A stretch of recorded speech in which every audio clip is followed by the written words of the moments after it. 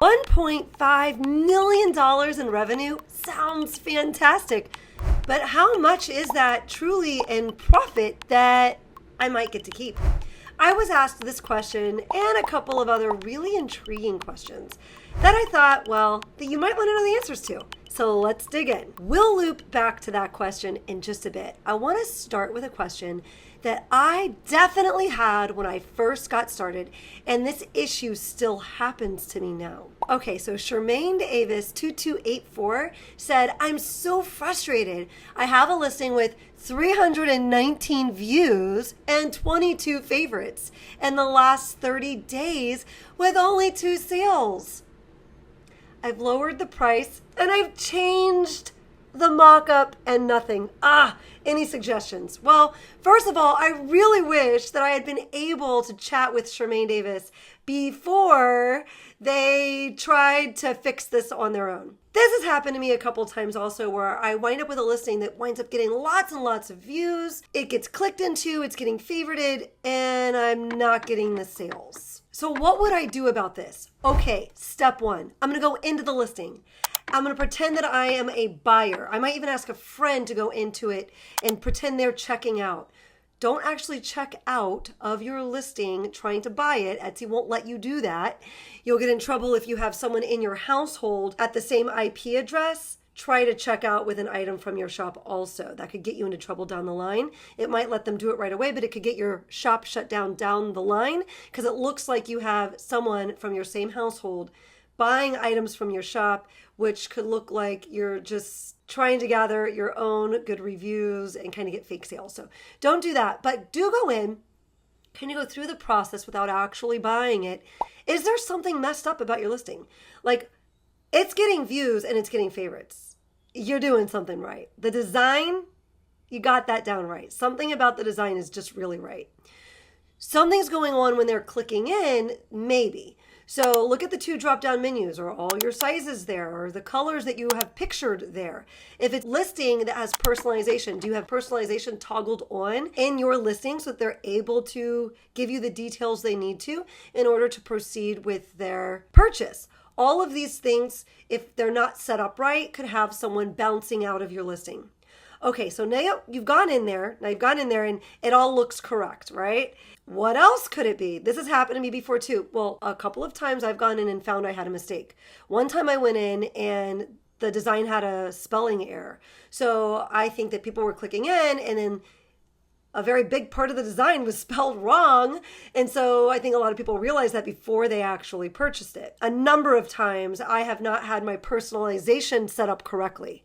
And that kept people from finishing their purchase, obviously. A number of times I didn't have the right things in the drop-down menu. So maybe I had a couple of options. Let's say you did like Grandma, Mimi, Nana, and maybe the main image is Grandma. And they go to the drop-down menu and I forgot to put Grandma in there. I've got Mimi and I got Nana. But the main photo, the main mock-up image that brought people into my listing, so that's probably the majority of people want that variation or that option. I didn't even have it in there for them to choose from. So that's another mistake that I've personally made. Another time I messed up the price of my most buyable sizes. Like it was the small and the medium and the large were instead of 20 something dollars, it was like 200 something dollars because I had accidentally put an extra number and copy and pasted it in there. So obviously no one's checking out with that kind of pricing. After you have concluded that your listing is set up properly and there's no reason for them to bounce for reasons like that, take a better look at your design right now. Okay. Is there something about the design that has curiously small text?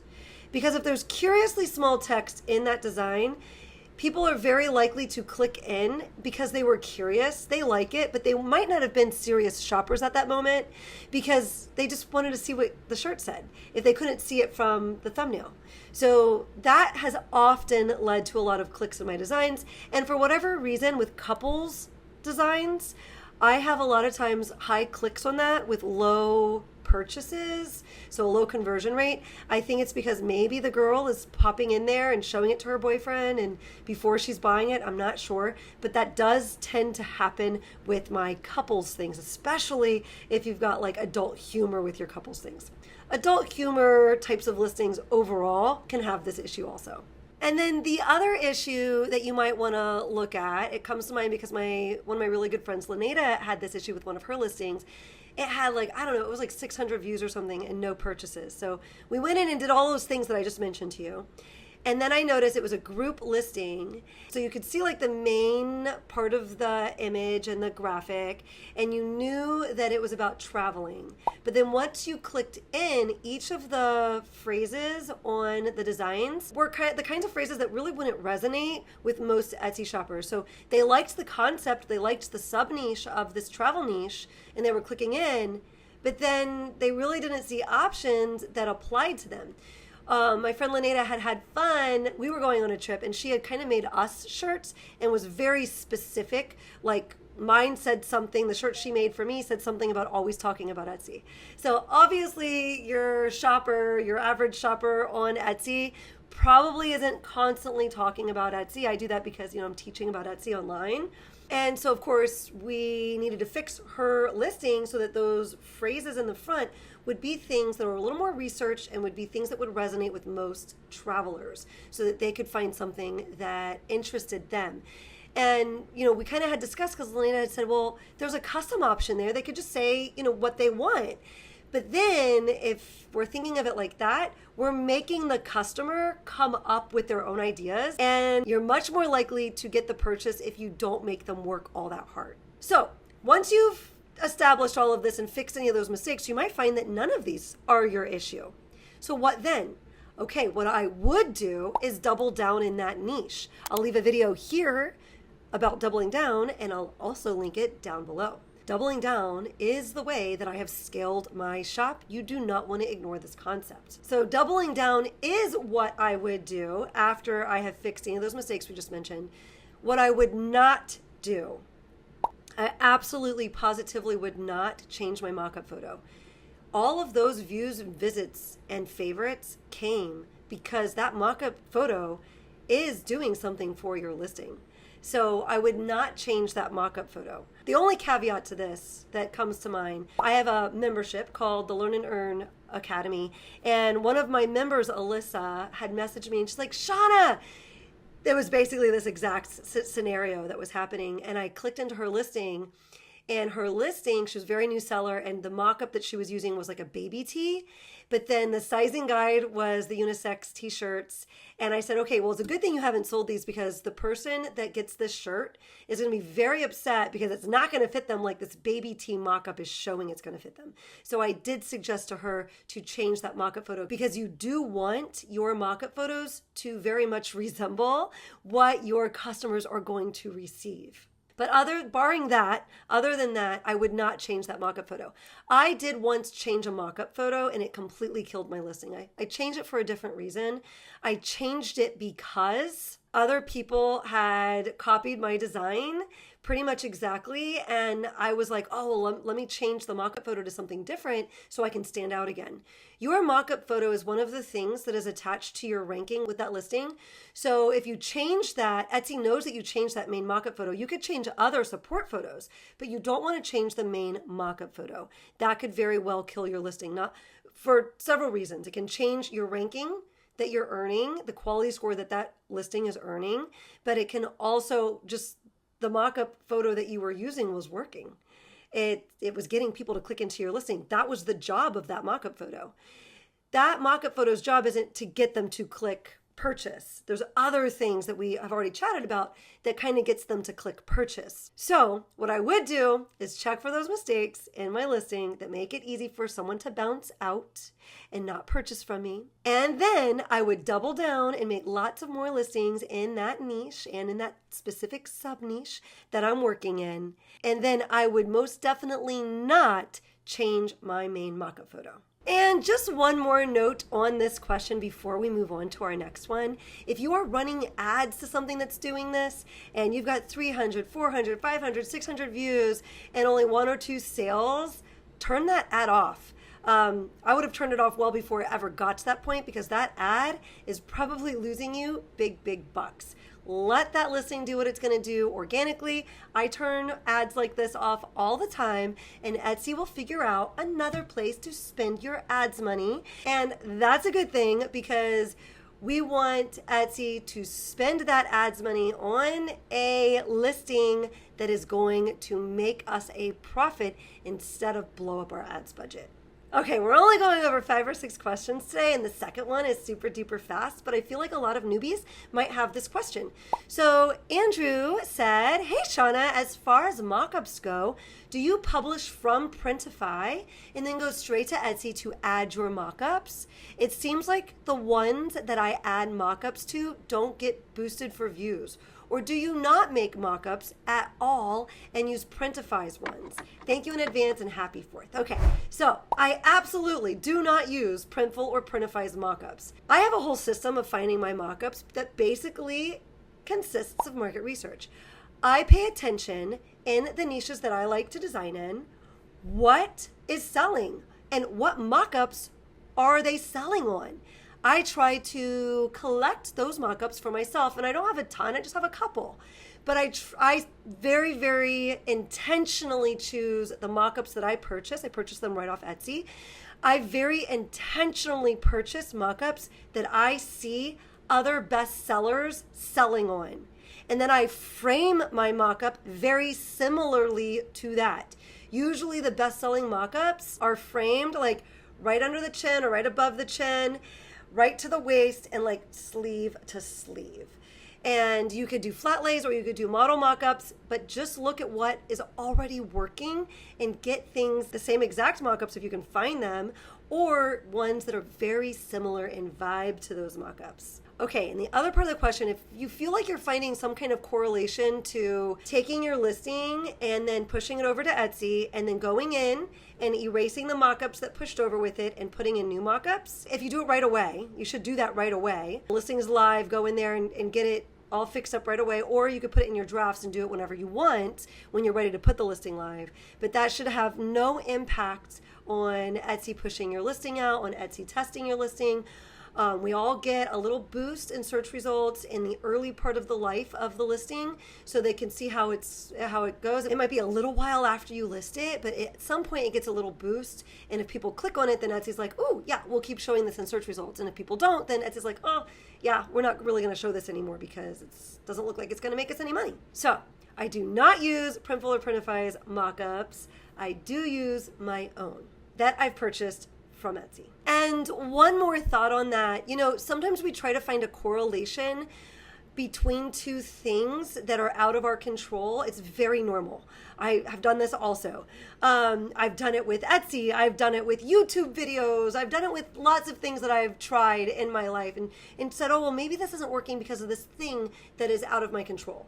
So for example, maybe my listing isn't selling because these listings that I pushed over, I removed the mockups and put new mockups in, and maybe that's the thing that is keeping my listing from being seen. Honestly, what's really usually happening is it has something to do with either the SEO and even more importantly, the design. So you want to make sure you're using decent SEO.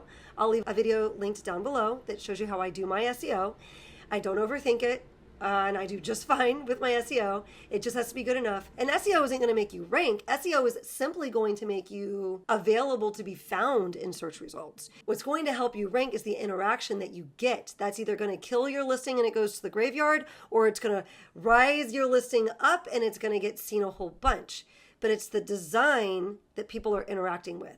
So once it gets in front of people, they must click into it. Eventually, they must start buying it after they're clicking into it in order for Etsy to want to keep putting it out there. So the most important thing is your design. And that's really, anytime that my stuff isn't getting seen, I know now, like, okay, Shauna, let's look at the design. Let's, in our next batch, try something different. Let's do better in some way, or let's do something different that's also based on market research, because this obviously isn't working. And I've been around the Etsy block enough times to know all roads lead back to it being my design.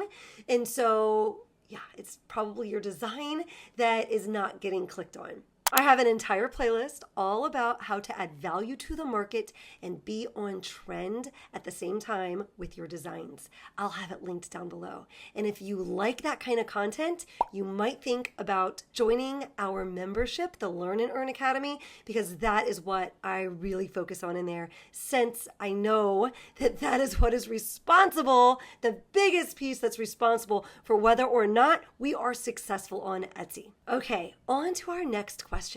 This one's from AMT3025. Hi, Shauna. Just opened my store a few days ago and starting to implement your strategies. And she just did this. This comment came in 4 hours ago. So congratulations for taking action on this. She says, love your content, straight to the point. Would you recommend focusing on a single niche per shop? Or do you think offering a broader inventory, including print-on-demand clothes, print-on-demand wall art, digital prints, and more would also be effective? This is a great question. I get asked this question all the time. I did a full video on that, and I will leave it linked here, and I will leave it linked down below about a general store versus a niche-specific store. I have a general store, and that is really the way I would suggest going because that's my experience, and I've done so well with that. Because I have a general niche store, I wind up focusing on a couple of niches.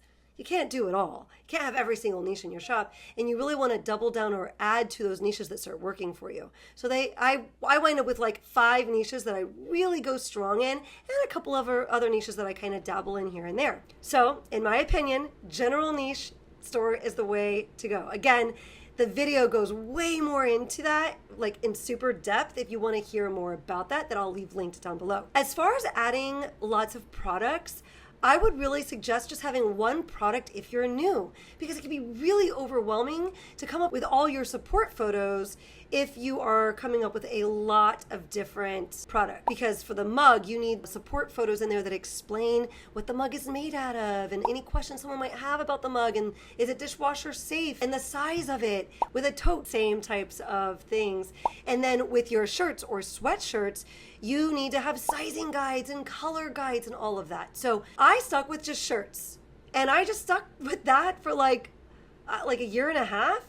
And then I've added 2 or 3 other products to my shop that I really just add when something becomes a great seller. If it makes sense to put it on a mug, then I do that. If it makes sense to put it on a sweatshirt, then I do that. But I would really suggest, for the sake of your sanity, and the sake of you testing out many designs and not getting slowed down with testing the same design out on numerous products, you don't want to do that. That's not the best use of your time. The best use of your time is testing out many designs. So just stick with one product, and then you'll be able to focus more on the different designs that you're going to test out and just put them all on that one product. Down the road, you can always add another product, and anything that becomes a bestseller, add it to your new product. Before we jump into the next question, take a second, go down into the comments, and let us know what your favorite product is to list on Etsy. And if you're not listing yet, go down and let us know what product you're thinking about listing. Is it a print-on-demand product? If you're thinking shirts, let me know down there. Yes, there's still space for you in shirts. 100%, I promise you. If you're thinking of another product, we'd love to get a brainstorm going down there. On your way down there, if you are enjoying this video, then take a second to give that like button a little hug so I know that you enjoy content like this. And if you don't want to miss future content, then take a second to also push that subscribe button so I pop up more often in your feed. Okay, our next question came in the comments of this video here that actually did really well on the channel. It's from 0 sales to 100 sales, and basically giving you really good strategies and tips on how to get your first 100 sales. I'll leave that linked down below. But their question after watching this video was, Two Beavers said, great video, thanks. There are differing opinions on how frequently to create listings on Etsy. Some people suggest that rapidly adding more listings is better for your shop, while others recommend creating just 1 listing per day. In your experience, how often should you create listings on Etsy? So if you are doing print on demand, I don't know anybody that has done really well and been able to quit their day job and made thousands of dollars a month with only putting 7 listings in their shop each week. So that would be 1 listing a day, right? So and I'm not even going to use the word listing. Let's just say design, because sometimes someone will take a design and they'll list it on a mug, and they'll list it on a shirt, or they'll list it on a shirt with several different colors, and they'll put them each out as a different listing. We want to test design. So let's just assume that you're testing 7 designs. I personally don't know anyone who's hit a home run with only testing 7 designs a week. That can eventually lead somewhere, but typically that's going to be really slow growth because the learning curve is going to be so slow at that rate of listing. I personally like to do 2 to 3 batches of designs a week. I'm not going to go into batching here, but I'll leave a video up there and I'll leave a video down below if that sounds like an interesting topic to you. In my batches, I do anywhere between 8 and 15 designs per batch. So that means if I get 2 batches out, I'm getting at least 16 designs out. If I get 3 batches out, then I'm getting 20-something designs out. My goal is usually to get 20 to 30 designs out. Of course, I have my weeks where I'm lower than that, but I do not hold off and purposely hold designs so that I can list them later. If I have it, once it's mocked up, boom, I get it out. I can't wait to get it out because I can't wait to start getting data on it. I want to be able to look tomorrow to see if any of them got visits. I want to be able to look 1 week from now, 2 weeks from now. So the faster I get my listings out, my designs out, the sooner I can start getting feedback on that. Meaning the market is either not visiting it or the market is starting to visit it. And then I know that helps me to make new decisions moving forward, new design decisions moving forward. So as soon as I have it designed and mocked up, I list it. I would personally suggest, if you really want to make a nice income with print on demand on Etsy, that it would be more than 7 designs per week, at least most weeks. So I keep a weekly log of exactly what my profit is. Etsy pays me every Tuesday, and then I pay my print on demand companies. I have my print on demand companies just on one credit card, so I know exactly what those purchases equal to. When Etsy pays me, they've already taken out anything that I owed them for ads and for listing fees and all of their fees and all of that. So that is every week I am looking at my exact profit for the week. I also do a little math problem and I get my percentage out of that Etsy payout. What percentage of it did I get to keep? And that usually turns out to be right around 28%. So at right around $1.5 million, I got to keep right around $400,000 of that as profit for me. The only thing that's not including is my subscriptions. Before putting this video together, I went through my different subscriptions. I have Everbee, I have Erank, I have GoDaddy Studios, Kittl, Canva, and Creative Fabrica. And if I break it down to monthly charges, each of these tools has different memberships that you can join at different price points. With my Everbee membership, I'm at a price point where it works out to about $20 per month. I use it a lot. My Erank subscription works out to about $10 per month. My GoDaddy Studios subscription works out to about $10 per month. My Kittl subscription works out to about $10 per month. My Canva subscription works out to about $10 per month. And my Creative Fabrica subscription works out to about $5 per month. I use Everbee and Erank to help me do research. And I use GoDaddy Studios, Kittl, and Canva to help me create my designs.